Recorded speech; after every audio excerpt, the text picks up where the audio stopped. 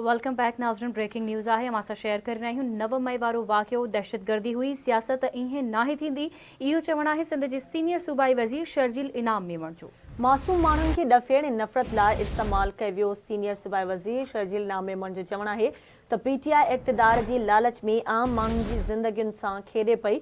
निगरान हुकूमत अखियूं बंदि करे सुतल हुई।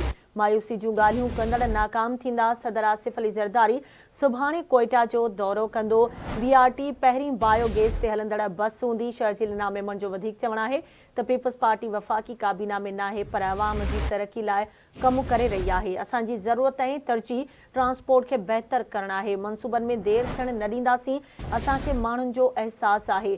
जिनाह एवेन्यू 3 महीननि में मुकमल करण जी हिदायत कई आहे।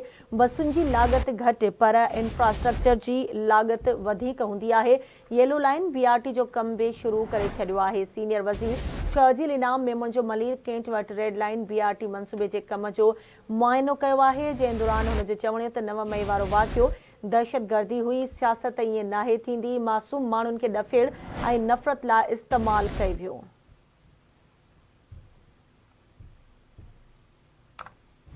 एक भेरो ॿीहर तव्हांखे अहम ख़बर खां आगाह करे रहिया आहियूं। 9 मई वारो वाक़ियो दहशतगर्दी हुई, सियासत ईअं नाहे थींदी।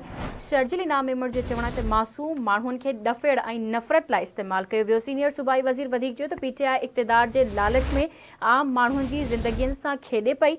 शर्जील इनाम मेमण जो वधीक चवणु आहे त निगरान हुकूमत अखियूं बंदि करे सुतल हुई। मायूसी जूं ॻाल्हियूं कंदड़ नाकाम थींदा। आसिफ ज़रदारी सुभाणे कोयटा जो दौरो कंदो।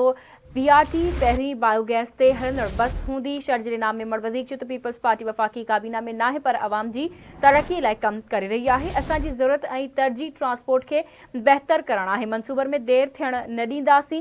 असांखे माण्हुनि जो अहसासु आहे। जिनाह एवेन्यू 3 महीननि में मुकमल करण जी हिदायत कई आहे।